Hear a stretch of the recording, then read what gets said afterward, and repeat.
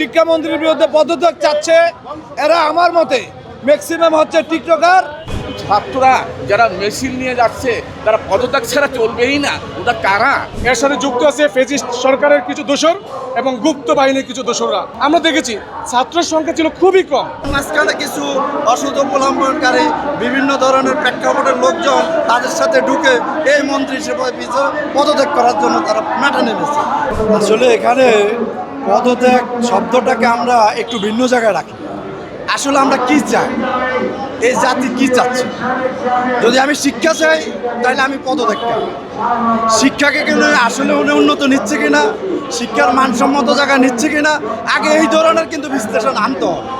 এই প্রেক্ষাপট থেকে বিগত দিনের অভিজ্ঞতা এবং বর্তমানে এখানে 4.5 মাসের যে অভিজ্ঞতা, এই জাতি কিন্তু দেখতেছে 17 বছর খাদের কিনারে এই শিক্ষা ব্যবস্থা থাকার পরে উনি যেভাবে এটাকে তুলে আনতেছেন, এখানে সচেতন মহল, সচেতন অভিভাবক সবাই এটাকে সাধুবাদ জানায়।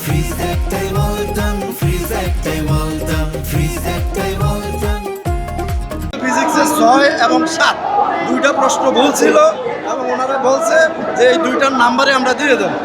তখন ওরা শান্ত হওয়ার কথা, তার মাঝখানে কিছু অসৎ অবলম্বনকারী বিভিন্ন ধরনের প্রেক্ষাপটের লোকজন তাদের সাথে ঢুকে এই মন্ত্রী হিসেবে পদত্যাগ করার জন্য তারা মাঠে নেমেছে।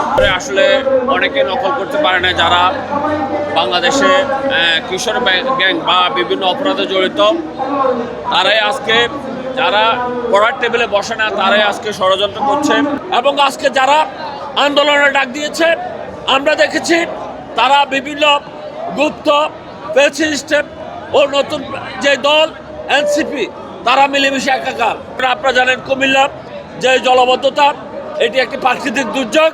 এই দুর্যোগের মধ্যে এই পরীক্ষা বন্ধের একমাত্র দায়িত্ব হলো আন্তঃবোর্ড, ডিসি, এসপি সহ ইউনো সহ তাদের দায়িত্ব। কিন্তু তারা পরীক্ষার আগের দিনও 5টা পর্যন্ত কোনো নিউজ দিতে পারে নাই, তাই তিনি অপেক্ষা করে পরীক্ষা বন্ধ করতে পারে নাই। তাই আজকে এই ইস্যুকে পুঁজি করে যারা আন্দোলন করেছে, আমরা সাধারণ অভিভাবক হিসেবে আমরা বলতে চাই, আপনারা পড়ুন। আগামী দিনের প্রজন্ম, আগামী দিনের বাংলাদেশকে এগিয়ে নিতে হলে আপনাদের আমাদের পাশে থাকতে হবে। ছাত্ররা যারা মেশিন নিয়ে যাচ্ছে তারা পদত্যাগ ছাড়া চলবেই না, ওটা কারা?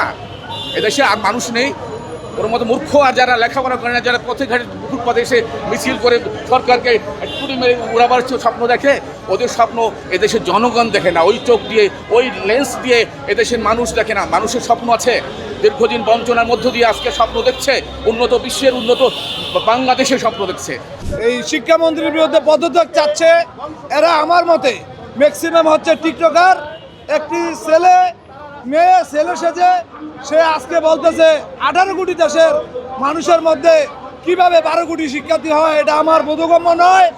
আমি এই সচেতন মহলের কাছে বলতে চাই, আজকে যিনি শিক্ষামন্ত্রী ডক্টর আনমে আহসানুল হক মিলন, ওনার পূর্বে দেশনেত্রী, আমাদের আপসীর নেত্রী, আমাদের গণতন্ত্রের মা মরহুমা বেগম খালেদা জিয়ার আমলে 2001 থেকে 2005 পর্যন্ত শিক্ষা প্রতিমন্ত্রীর দায়িত্ব পালন করছেন। এদেশের শিক্ষা ব্যবস্থাকে অত্যন্ত সুশৃঙ্খলভাবে একটি জাতির জন্য নকল মুক্ত একটি পরিবেশ উপহার দিয়ে গিয়েছিলেন। বিগত সরকারের আমলে, ফ্যাসিস্ট আমলে এদেশের শিক্ষা ব্যবস্থাকে ধ্বংস করে অটোপাস দেওয়া হয়েছে। একটা হোমিওপ্যাথিক ডাক্তারকে এদেশের শিক্ষামন্ত্রী বানানো হয়েছে। আমার মনে হয় আজকে আওয়ামী এবং বিভিন্ন গুপ্ত বাহিনী একত্রিত হয়ে একজন সফল শিক্ষামন্ত্রীর বিরুদ্ধে পদত্যাগের দাবি করছে। এটা সম্পূর্ণ অযৌক্তিক, এটা জাতি মেনে নেবে না। বর্তমান ছাত্র সমাজের নামে যারা আওয়ামী ফেসিস্ট সহ যুক্ত হয়ে ওনার ভাবমূর্তি নষ্ট করার জন্য আমরা দেখেছি ছাত্রের সংখ্যা ছিল খুবই কম। একটা ছেলেকে আমরা দেখেছি, তারা জোর গলায় বলেছে যে আমরা প্রধানমন্ত্রী পদত্যাগ চাই, আমরা প্রধানমন্ত্রী পদত্যাগ চাই। এই যারা প্রধানমন্ত্রী পদত্যাগ চায় তারা স্টুডেন্ট না, আর স্টুডেন্ট ছাড়া যারা স্টুডেন্টের কোমলমতি শিক্ষার্থী, ওদেরকে ইউজ করে একটা কুচক্রী মহল এই সরকারের ভাবমূর্তি নষ্ট করার জন্য গভীর ষড়যন্ত্রে লিপ্ত হচ্ছে বলে আমরা মনে করছি। এর সাথে যুক্ত আছে ফেসিস্ট সরকারের কিছু দোসর এবং গুপ্ত বাহিনীর কিছু দোসররা।